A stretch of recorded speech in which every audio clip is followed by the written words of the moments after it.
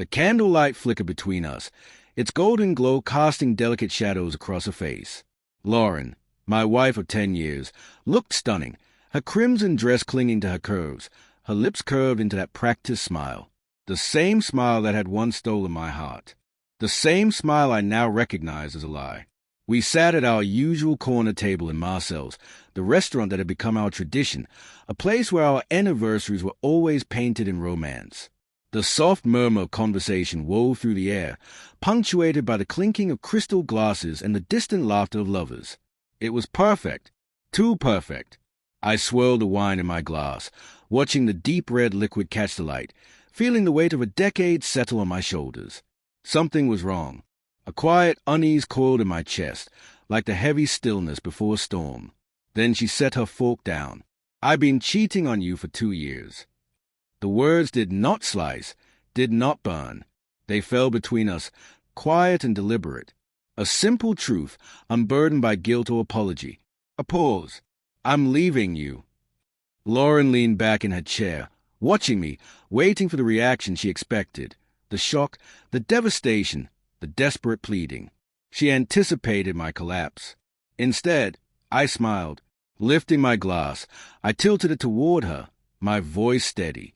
"To your new life." For the first time that evening, her confidence wavered.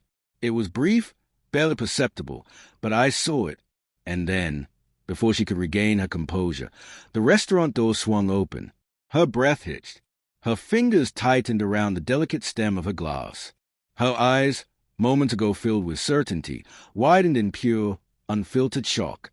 Because standing in the doorway, scanning the restaurant, was Ethan, her lover, my best friend. But he wasn't alone. Beside him stood his wife, Julia. Her emerald green eyes swept the room, still blissfully unaware of the truth that was about to tear her world apart like a hurricane. Lauren turned to me then, realization crashing over her like a tidal wave. No, Lauren, not a coincidence at all. I had made sure of that. Lauren's lips parted, her breath catching in her throat. A silent plea. "Don't," she whispered. But I was done granting her mercy. I turned, locking eyes with Ethan, and lifted my glass once more. He frowned, confusion flickering across his face, until his gaze landed on Lauren. The blood drained from his skin, his expression shifting from uncertainty to sheer panic. "Game on." "Hey, man," I called out, my tone light, effortless. "What a surprise." Ethan froze, his wife standing beside him, her brows knitting together in confusion. Lauren's hand shot out, her fingers wrapping around my wrist in a desperate grip. "Please," she hissed. "Not like this." But that's the thing about betrayal.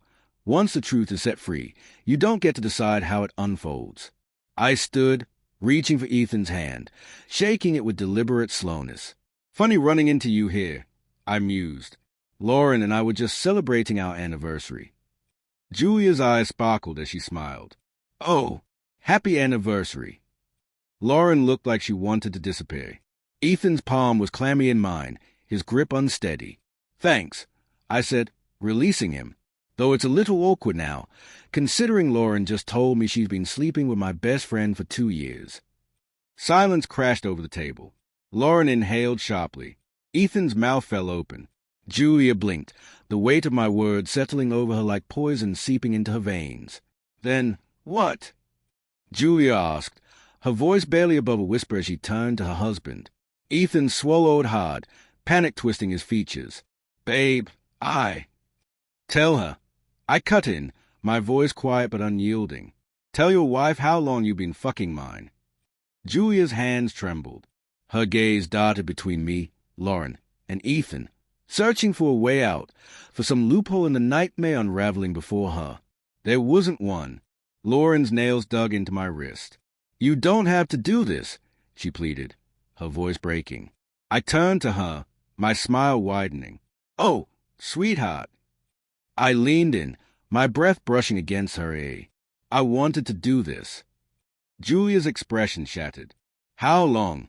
she asked, her voice raw, frayed at the edges. 2 years, I answered before Ethan could weave a lie. Lauren flinched. Julia's breath shuddered. 2 years. Ethan reached for her, Desperation etched into every movement. "It's not what you think. Babe, I—" "Don't you dare call me babe," Julia snapped, yanking her arm away.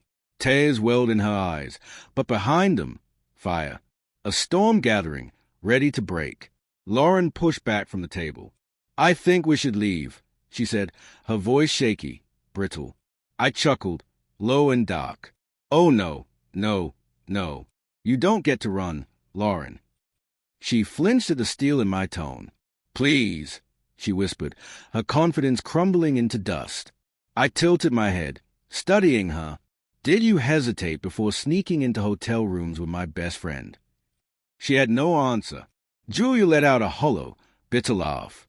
"I had spent so many nights worrying about our future, about you, about Ethan, while the whole time you were in his bed." Ethan paled, his jaw working as he searched for something, anything, to say. "It was a mistake," he muttered. I let out a quiet laugh, sharp and humorless. 2 years isn't a mistake," I said, my voice cutting through the thick, suffocating air. "It's a lifestyle." The restaurant had fallen into a tense, unnatural silence. Conversations had ceased. The clinking of silverware had stilled. Every eye was trained on the unraveling disaster playing out at our table. Slowly, I reached into my jacket pocket and pulled out a small black box. Lauren's breath hitched. For a fleeting moment, I saw hope flicker in her eyes. She thought it was a ring. It wasn't. I placed it on the table and flipped it open, revealing the small flash drive nestled inside. Her face drained of color. "Everything's on here," I said, my voice calm, deliberate. "Hotel bookings, text messages, photos." Ethan cursed under his breath.